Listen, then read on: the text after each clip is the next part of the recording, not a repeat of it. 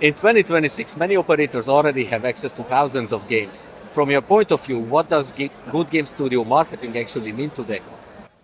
So as a good marketing, I think Endorphina showed us a couple of months ago what to do with the Roach challenge. That's a very good marketing campaign on LinkedIn. But I would say, as an aggregator, the most important that we've seen that the company takes a market is account management. More than marketing is having your account managers being very close to the operators, to the customers, calling them on a weekly basis, offering them promotions, explaining the type of game and the type of players they're going to attract. That's, for me, the most important marketing strategy for a game studio today. Is the biggest challenge for game studios still distribution, or has it become visibility after distribution? So both are true. First, you need to be on a casino. You need to get the distribution. You need to get there. Back in time, 5-7 years ago, you would almost consider the job is done once distribution was achieved. Today, it is very different. A new game stays in the news section for 24 to 48 hours maximum, when they used to stay there for 2 weeks. So you really need to have a brand, a game stickiness, which operators do measure with their own algorithm, but basically they're looking at a number of spin per session that the game is providing, and a good account management team behind in order to rank the games on the website of the operator, and also how the operator keep that game in their ranking. So today, distribution is important, but what's almost as important is visibility and ranking behind. And there your account management team is key. When an operator sees hundreds of new game releases, what makes one studio stand out from the rest? So today we are between 200 and 300 game releases per month on the Alea platform. We've analyzed the market, and we think we're closer to 600 to 800 game releases monthly if we take all the small studio. That creates a lot of content fatigue for players and a lot of content to handle for operator. What is going to make the difference between a game that sticks and a game that doesn't, or a studio that sticks and a studio that doesn't? Basically, you need to have some mechanics that appeals to the player. You need to have features like Old and Wind.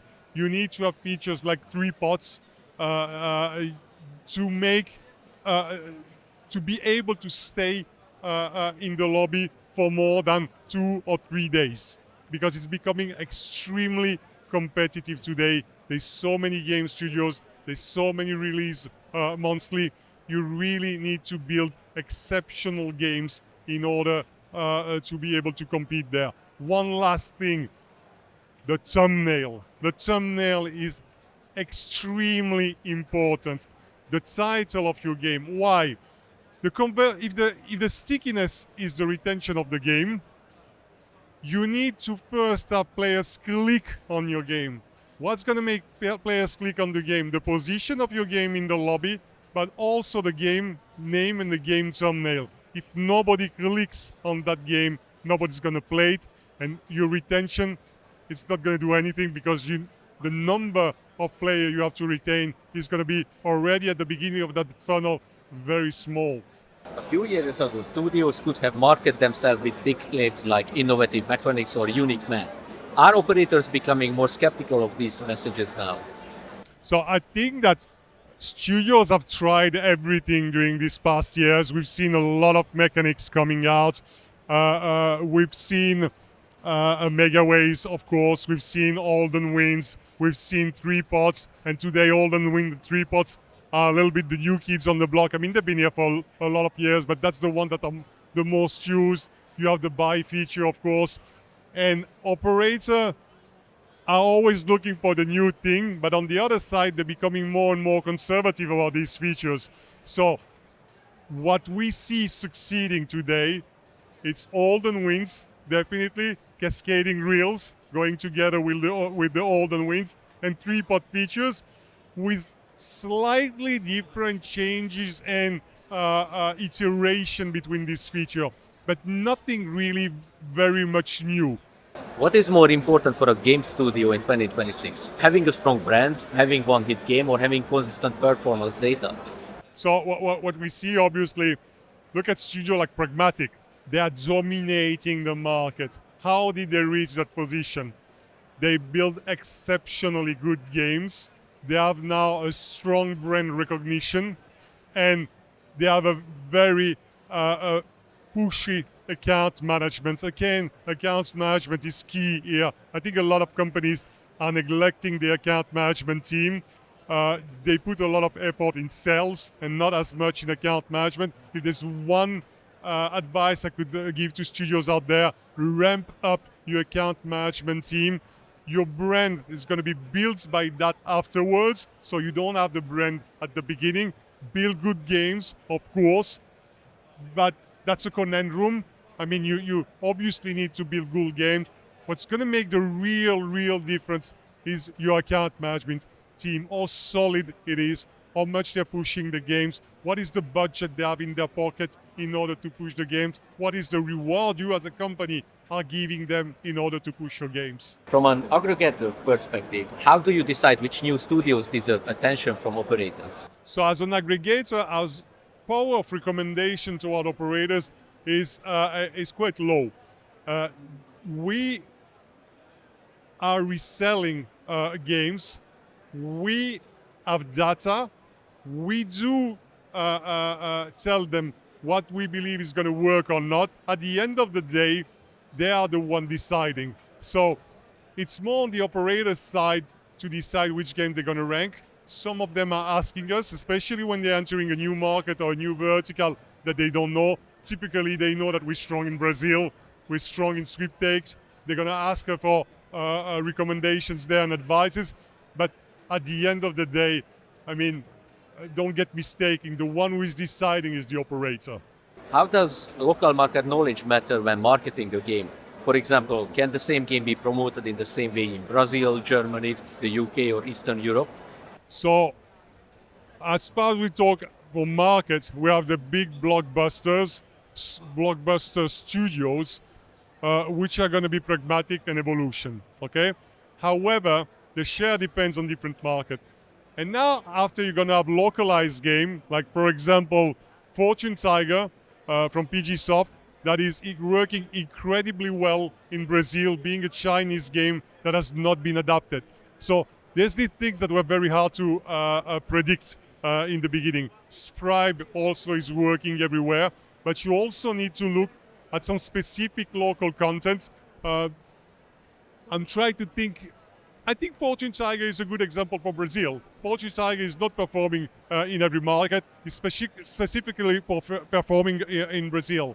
So, and for example, Novomatic is performing very well in some countries like Germany. Think about EGT in Bulgaria. So you do have some markets where the number one is going to be completely shifted up and down by a local provider. What type of content actually helps a game studio to sell game to the operators?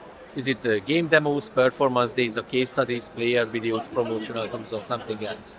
So we already saw that trend happening 6-7 years ago. Remember NetEnt with their super productions, microgaming with their super productions. Yggdrasil also were launching games with big trailers. We see more and more our industry moving towards something that looks like the video gaming industry. We will never reach the level of production like GTA 6, which costs, I think, overall $2 billion. But slots that used to cost $50,000 back in time, today have quadrupled the price. We're $200K for a prime slot production that NetEnt, Evolution, RNG, or the studio like No Limit City will launch today. And also, what we've seen a lot, and it started by a Big Time Gaming and Red Tiger Gaming, is the involvement of streamers in order to promote a game. So basically what company did, it's bypass the casino and go directly speak to the player through streamers, through influencers in Brazil and Japan, but also through big sponsorship.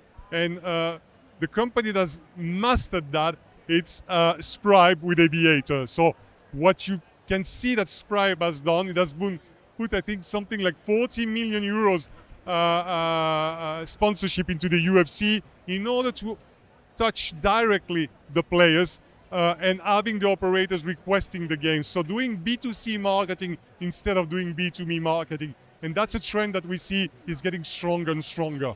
In a crowded casino lobby, who really controls game discovery? The operator, the aggregator, the studio, the affiliate, or the player? So it's a very easy answer, and I would love to answer you something different. That there's one captain on that ship, and it's the operator, and specifically the game manager, content manager, casino manager, call him however you want, the guy that ranks the games. He is the key. He is the key holder. An aggregator has very little power of recommendation, and affiliates can push the game, but it's not going to make a change of how the game is going to be ranked in a lobby, except if the affiliate and the studio are linked together, and the operator wants to get the traffic from the affiliate, and the affiliate requests from the operator to rank better the game. That's the only exception I've seen to this rule. At the end of the day, the game manager is the guy you need to convince. Looking beyond 2026, what do you think the best game studios will do differently from the studios that disappear or get acquired? Actually, that's a very, very interesting question, and a little bit a counterintuitive question. I'm a man of data. I love data. I love analyzing data. And with data, you can take better decisions. But we need to see games as art, like a movie or like a song. And that doesn't work with analyzing data. What you need to do here is to have a creative team that knows how to build games. It's a very intuitive process. And remember how many times we've heard a band coming out and launching a song, and the song is a hit, and they will never repeat that hit. It is very hard to be consistent. It is very hard to be able to repeat hit after hit. And for that, you need a creative team. And when I mean creative, I don't mean just art creative. I mean about math creative team. You need really these brilliant mathematicians, this brain juice, that these game producers that know how to build a good game. And what we already see is that companies that are able to attract these talents are the ones that are succeeding. Thank you very much for the interview. Thank you.